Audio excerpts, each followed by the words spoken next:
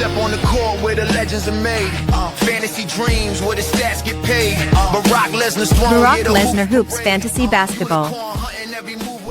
Yo, it's Barack Lesnar with your Week 4 cheat sheet. Before we get started, do me a favor and smash that like button for me. Subscribe to Barack Lesnar Hoops if you have not yet. And click that bell notification so you can be alerted when these videos drop. Let's get started with the schedule analysis and breakdown. So this is the best schedule analysis you're going to find, and it's going to help us optimize our streaming to ensure that we get the most games played and that we're not leaving any waste on the bench. So on Monday, there are a total of 9 games, Tuesday, 6 games, Wednesday with 12 games, Thursday, 3 games, Friday has 9, Saturday has 5, and Sunday with 8. So what is the cheat code? You have Thursday with 3 games. It's the ultimate cheat day. You've got Toronto and Indiana who have all 3 light days. So they're playing Tuesday, Thursday, and Saturday, which is very, very useful for your team. Utah and Cleveland also play on Thursday, which gives them a lot of streaming value. And we'll be discussing some players you can be targeting. The priority are going to be the green tier teams, and they are hitting Thursday. So you have Toronto, Indiana, Utah, and Cleveland. You want to avoid Wednesday teams. Elite schedules this week. Toronto plays Tuesday, Thursday, Saturday. So that's the 3 light days. Potential streamers for you from Toronto are Grady Dick, Colin Murray, Boyles, and Sandro Mamu, baby. Indiana plays Tuesday, Thursday, Saturday. You consider streaming Jarris Walker, Ben Sheppard, Isaiah Jackson, Jay Huff, all potential options that could be available even in some deeper formats. So the green tier standard teams are Utah with Monday, Tuesday, Thursday, Sunday games, but plays on 2 light days, Tuesday and Thursday. Options for you are Svi Maluk, Kyle Filipowski, Isaiah Collier, Taylor Hendricks, Yusuf Nurkic, or Ace Bailey. OKC plays Tuesday, Wednesday, Saturday with those 2 light days, Tuesday, Saturday. Target Isaiah Joe and Alex Caruso as streamers. Cleveland play 4 games by Saturday, which means you could then drop whoever you pick up and pick somebody up on Sunday and really optimize and maximize the number of games you're getting out of a slot. Potential streaming options for you are Dean Wade, Sam Merrill, Jaylon Tyson, who had a great game last game, and DeAndre Hunter. Memphis has 3 games, plays Tuesday and Saturday. Players you can consider are Jalen Wells, Jock Landale, and Contavious Caldwell-Pope. For Denver, they play Tuesday, Wednesday, and Saturday. Peyton Watson, somebody I've picked up in some of my deeper formats. Bruce Brown has a little bit of upside if he manages to get more minutes. These next teams have strong schedules, and they play on at least 1 light day. Sacramento plays Tuesday, Wednesday, Friday, and Sunday. They have a light day on Tuesday. Potential options are Keon Ellis and Precious Achiuwa. For the Brooklyn Nets, options for you, Noah Clowney, Igor Domin, Terrence Mann, and Tyrese Martin. The New York Knicks play Tuesday, Wednesday, and Friday. Mitchell Robinson and Miles McBride are the streamers for you. The Atlanta Hawks, you have Zachary Ricochet, Keaton Wallace, and Mohamed Gui help you as streamers with games Monday, Wednesday on that crucial Thursday. Minnesota plays Monday, Friday, and Saturday. Now, Milwaukee has an interesting schedule because they play on 3 heavy days. They also play on Saturday, which is one of the light days. And you get 4 games between now and Saturday, which means you could optimize your slot. So if you pick up 2 guys that you can then drop on Sunday, that could be what gets you over the line to win your week.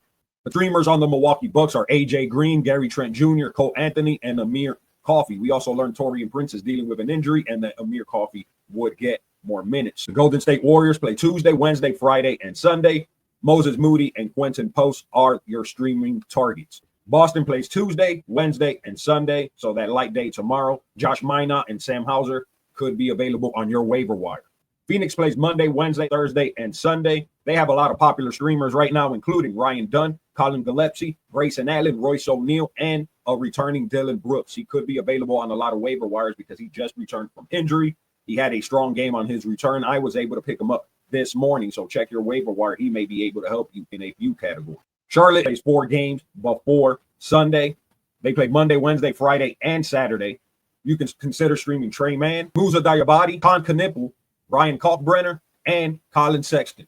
The Los Angeles Lakers play Monday, Wednesday, Friday, Saturday. If you picked up Jared Vanderbilt, Marcus Smart, or Jackson Hayes as potential streaming options, you can drop them on Sunday and squeeze out a few extra games. This next team only plays 2 games, but they do play on Tuesday, so that gives them a little bit of leverage. The 76ers only play 2 games, but they do play Tuesday. They play again Friday, so if you did stream them, pick them up tomorrow, drop them on Friday for some weekend games. Some streamers for you are Andre Drummond, Trendon Watford, Jared McCain, and Adam Bona. Low leverage teams, just play on the heavy days are the Dallas Mavericks, Orlando Magic, New Orleans Pelicans, the LA Clippers, the San Antonio Spurs, and the Portland Trail Blazers. You've also got Houston, Miami, Washington, Detroit, and Chicago. They play on 0 of the light days. So these are the guys from these teams that you have to be careful with if you're streaming them, just to make sure that they don't end up on your bench. Another component of the schedule that I am tracking is the back-to-backs that could result in additional value for your team. You've got the Utah Jazz with a Monday, Tuesday back-to-back. Tuesday, Wednesday back-to-back. You have the Celtics, the Nuggets, the Warriors, the Memphis Grizzlies, the Knicks, OKC, and the Kings. Wednesday, Thursday back-to-back. You have Atlanta, Cleveland, and Phoenix. And Friday, Saturday back-to-backs. You have the Hornets, the Lakers, Milwaukee, and Minnesota. All of this schedule information is courtesy of the Basketball Wizard Chrome extension. Some of the best tools in fantasy basketball. Check it out at sportswzrd.com and use my code BLH to get a sizable discount. Which of these teams will you be targeting because of their schedule? Let me know in the comments. Next up, we are going to discuss the waiver wire targets that you should have on your radar for week number 4, starting with the point guards. Tre Mann is a popular pickup right now, only 5% rostered. You can see here in his last game, played 35 minutes and took 24 shot attempts. The bad side is he only made 7 of those 24 shot attempts, but it's very telling they allowed him to take that many. Made all 4 of his free throws at 20 points, 9 rebounds, 7 assists. Got you 2 3-pointers. Great all-around production. The game before that had 18 points, had scored in the teens, now 4 games in a row. Over the last week, he's averaging 18.5 field goal attempts, even though he's only shooting 40%. He's getting you 19 points, 4.5 assists, 1.5 steals, and 2 3-pointers per game. He's only 5% rostered and has been putting up some quality numbers over the last few weeks. Plays tonight, Wednesday, Friday, has a light day Saturday, and you could consider dropping him on Sunday. AJ Mitchell is 36% rostered. In his last game, played almost 32 minutes, 15 shots, had 21 points, 6 rebounds, 4 assists, 3 steals, and 2 3-pointers. Last week, shooting 50% from the field on 12 attempts, 94% from the free throw line on 4.3 attempts, getting you 17 points, almost 5 rebounds, 5 assists, 2.8 steals, great assist to turnover ratio. The team is not at full health. Will he continue to contribute once they are at full health the way he is playing? That's a big possibility. This next guy was one of my droppers in my risers and fallers video I made last week. And ever since that video, he's actually started to become a riser. Sheppard has really picked it up over the last few games. Has played 26 or more minutes, 2 games in a row, 10 shot attempts, 2 games in a row, shooting 60%. Made 4 3-pointers, 16 points in both games. Last game got you 4 steals, got you a block. Over the last 2 weeks, it's taking 8.3 shot attempts, making 53% of them, 2.6 threes, getting you almost 12 points per game, over 3 assists, 1.1 steals. So the value has increased in just the last few games. He's available in a lot of waiver wires. He's only 29% rostered right now, and I think a lot of people cooled on him and maybe have not caught on that he is starting to warm up. So this may be your opportunity to buy low and grab him if you have not yet. Colin Gillespie has put up some sneaky production. And Jalen Green, after returning, playing a very strong first game, went down with the same hamstring injury during his second game, which means Colin Gillespie might have some leash for the next few weeks while Jalen Green is out. I'm assuming since it's the same hamstring that kept him out this whole time, they're probably going to play a lot safer than they did the first time. So it might be a multi-week absence. I'm not a doctor. I have nothing official to go off of other than a hunch and having a lot of years of playing fantasy basketball. Colin Gillespie in his last game took 13 shot attempts. His field goal percentage over the last few games has been putrid, so keep that in mind. But got you 4 3-pointers, 13 points, 6 rebounds, 4 assists, no turnovers. He's getting 5.3 assists to only 1.4 turnovers. He's getting you 2.6 3-pointers made. He is hurting your percentages, but if you like that assist to turnover ratio and that sneaky value, he's only 18% rostered. Jeremiah Fears is only 18% rostered. Keep in mind, he is one of these players that plays only on the heavy days this week, but he's been getting minutes, he's been getting shot attempts, and his upside is tremendous. So even though he plays on the heavy days, you might want to consider just to control that asset and pick him up, even if he does end up on your bench. Last game made 8 of his 17 shot attempts, 18 points, 3 rebounds, 3 assists with 2 steals. Over the last 2 weeks, averaging 13.4 points, 3.7 assists, 1.6 steals, taking 13.6 shot attempts. He is only making 40% of them, but I would imagine as the season goes on, we will see improvements in his efficiency, and I think the raw production is sustainable, at least until DeJounte Murray. Up next is the shooting guards that you can target as streamers this week. Con Knipple has been a hot pickup. In a loss against Miami, made 9 of his 23 shots, 7 of his 7 free throws, had 5 3-pointers, 30 points, 8 rebounds, 3 assists, a steal, and a block. Over the last 2 weeks is averaging 17.2 points, 6.7 rebounds, 3.2 3-pointers made. He is only 34% rostered, not as widely available, but I would check your waiver wire if you're in the 10-team league. He might be there. Jaime Jaquez Jr. has been a popular option as well, though I think his value could take a big hit once Tyler Hero returns here in the next couple of weeks. He's been averaging 17.7 points, 7 rebounds, 5.4 assists, 80% from the free throw line, and 52% on his 13 field goal attempts. He's 41% rostered, so not as widely available, but could be there in the waiver wire if you're in a 10-team league or more. Someone who is widely available and makes some sense this week with the Jazz playing on Tuesday and Thursday, that's Ace Bailey, only 16% rostered, had a lot of fanfare before the season started, but kind of got off to a really slow start. People gave up on him, but it seems like he may be turning a corner. Last game, played 24 minutes, 2 3-pointers at 12 points, 6 rebounds, 3 assists, and a steal, which is promising considering how bad he was up until that point.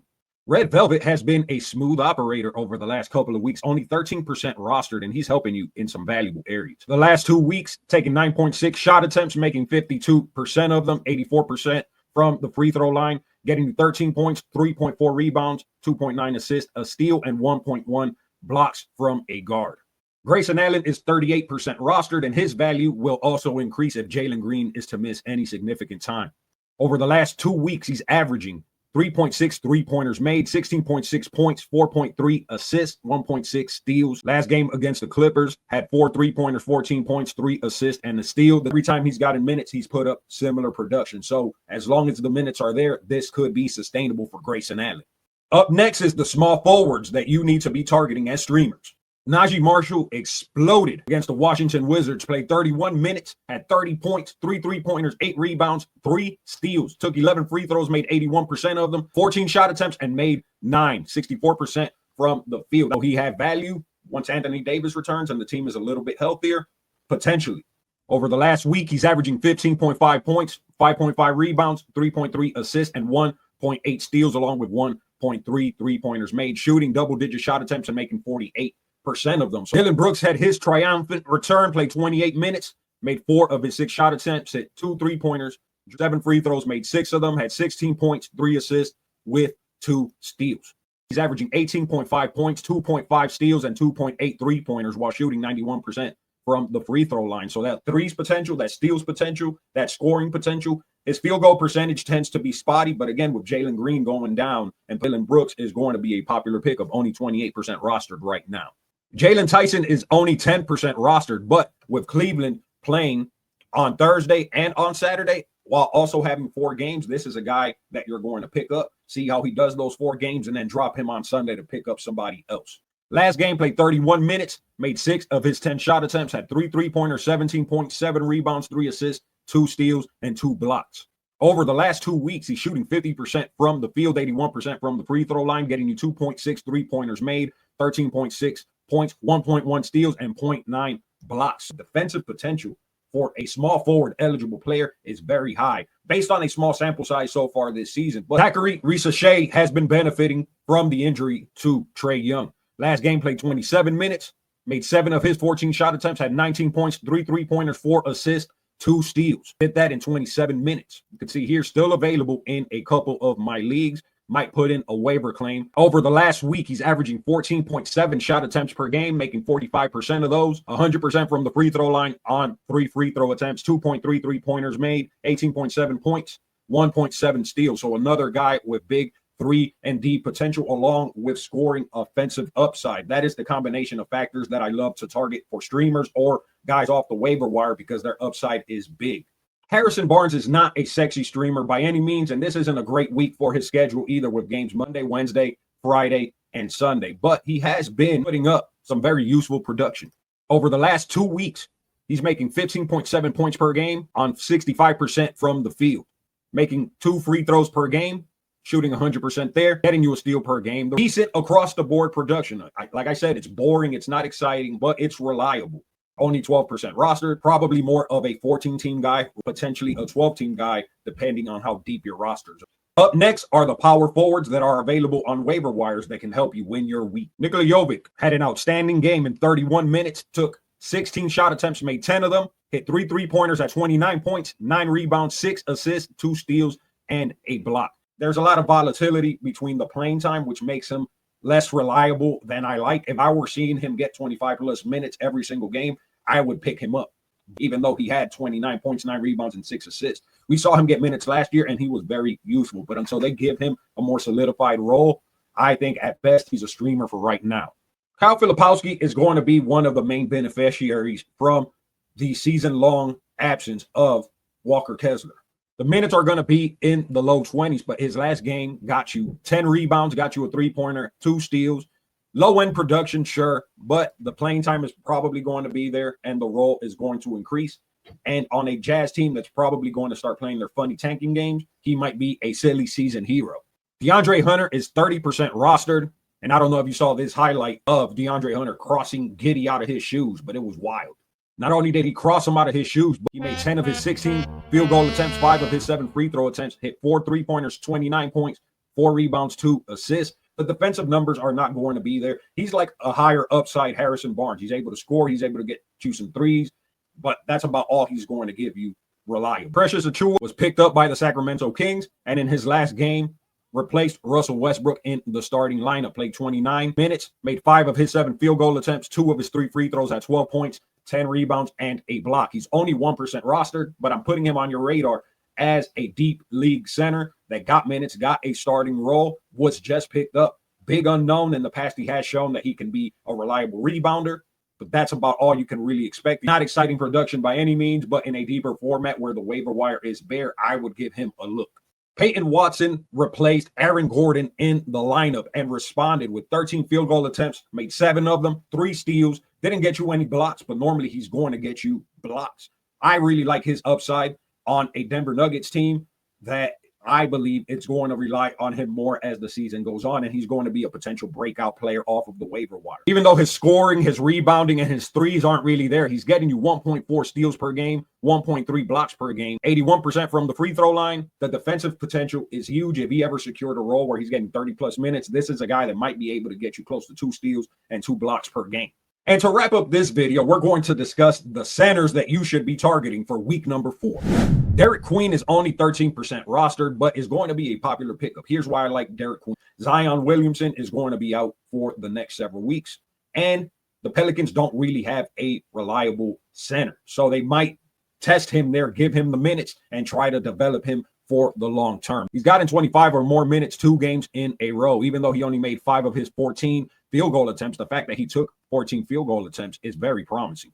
At 13 points, 5 rebounds, 8 assists. 2 of his last 3 games, he's gotten you 7 or more assists. Last game got you 2 blocks. Assist potential from a young big. You should definitely have him on your radar. Yusuf Nurkic is another boring pickup with some upside, especially this week with games on Tuesday and Thursday. He's 36% rostered right now, and with the injury to Walker Kessler, he should be able to sustain a 25-minute per game role. Over the last week, he's averaging 10.7 rebounds per game, 4 assists per game, 1.7 steals, and 1 block per game. He's not going to get you any threes, and he's not as reliable from the field as he once was. But as far as the rebounding, the assist potential, the steals, and the blocks, he's kind of like a poor man's Isaiah Hartenstein in that regard. He's only 36% rostered, so I would give him a look on your waiver wire. This next pickup is one of my favorites that I've made so far. His defensive upside was so much bigger than I anticipated, and his offense hasn't even caught up yet. Once it does, this guy might be a league winner. Ryan Kalkbrenner is 32% rostered. In the last week, has averaged 10 points, 8 rebounds, and 4 blocks per game. Wow, scoring 81%. That is incredible. That is league-leading stuff from a rookie. Playing his first few weeks, it looks like his role is going to be very secure. He's the best big man they have. 32% rostered seems criminal for a guy getting you 2.6 blocks per game and 1.1 steals per game for the entire season. My only regret so far is not having him in more of my leagues. Colin Murray-Boyles has not been great by any means, but has a very strong schedule this week with games on Tuesday, Thursday, and Saturday. Played 22 minutes in his last game at 12.7 rebounds, a steal, 2 blocks, and did hit a 3-point. I don't know how reliable the minutes will be. Jakob Poeltl sat that game out. Once he returns, he might go back into the teens, but in a deeper format, and those games on Tuesday, Thursday, Saturday, the light games this week, I think it might make sense to bank on the potential upside he presents. And Musa Diabate is more of a strategic pickup for the schedule this week because plays 4 games before Saturday. If you need some reliable big man production, last game got you 10 points, 11 rebounds, 3 blocks. So there is some streaming value. We'll give you a game today, a game on Wednesday, a game on Friday, a game on Saturday. So you have that back-to-back. Drop him and then pick somebody up on Sunday. Over the last month, he's getting you 10.3 points, 7.3 rebounds, and 1.3 blocks per game while making 64% of his field goal attempts. Quentin Post is another deep league center that has a lot of promise. In a win against Indiana with no Steph Curry, played 24 minutes, took 10 field goal attempts, hit 2 3-pointers, 14 points, 8 rebounds, 2 assists, and a steal. Over the last week, he's averaging 53% from the field on 7 field goal attempts, making 80% of his free throws, getting you 2 3-pointers per game as a big man, while also getting you a steal and a block and really helping your assist to turnover ratio. Does not have 12-team potential yet, but the way he's playing, if he can secure a starting role in 25 to 30 minutes per game, I could see him being a very popular pickup. So do you know how you'll be doing against your matchup this week? Have you projected how many categories you are going to win against your opponent? If you're not putting that level of strategy into your team, you're really minimizing your chances of success, which is why I use the Fantasy Basketball Wizard Chrome extension. So not only does this extension show me how many pickups are left for every player on my waiver wire, that's not from Yahoo. That's a benefit of the Wizard Chrome extension. But my favorite part is the ability to see how I match up against my opponent for that week, which categories I'm strong in and which categories I might lose. Like you can see here, blocks, I'm projected to lose by only about 2. So if I target some streamers, I might want to target some block streamers. And the projection here is based on 2026 season averages. There are some other data sets that you can use. So like if we based it on 2025 season averages, I'm projected to win 8-2. These are not promises, but it lets you understand what the structure of your team is, what your strengths are, what your weaknesses are, and what it is that you have to smooth out with your streaming spots. I also love this feature where it shows you where you're projecting versus the entire league. Once the game starts tonight, this will activate and you'll be able to see where you would match up against every single team in your league. So that's very valuable because just because you lost a week, for example, look at this matchup. I lost 4-5 and I dropped to 1-2. This guy's now in first place. I lost by field goal percentage. Actually, my pickups ended up killing me because I picked up Anthony Black and Isaiah Joe so that I could try to be more competitive in threes. And that ended up being what cost me because I ended up losing field goal percentage 0.446 to 0.447. That is practically identical. So I almost beat the team in first place. Very rough to lose in that way. So now based on the same team, I'm projected to win 7-2 against the 4th place team. One last piece of advice. If somebody is getting desperate and dropping someone to the waiver wire because they are injured, consider their long-term value. Consider how long they're gone. If they're only gone the next couple of weeks, pick that player up and put them in your IL. One of the most effective ways that you can load up on amazing players is by taking a chance on somebody that was dropped because they're injured. You might have to stomach a few weeks of bad production right now early in the season, but the trade-off is, let's say around week 10, you get that player back, and now one of your worst roster spots is filled by a very reliable top producer. That's when the floor for your team rises, and that's when the ceiling for your team rises, and that's when you become one of those teams that's winning 8-1, 7-2, 6-3 every single week the second half of the season, and you undo a lot of the damage that you took right now gambling on the future. I hope you enjoyed that breakdown. If you did, do me a favor, smash that like button for me, and consider following my official Substack.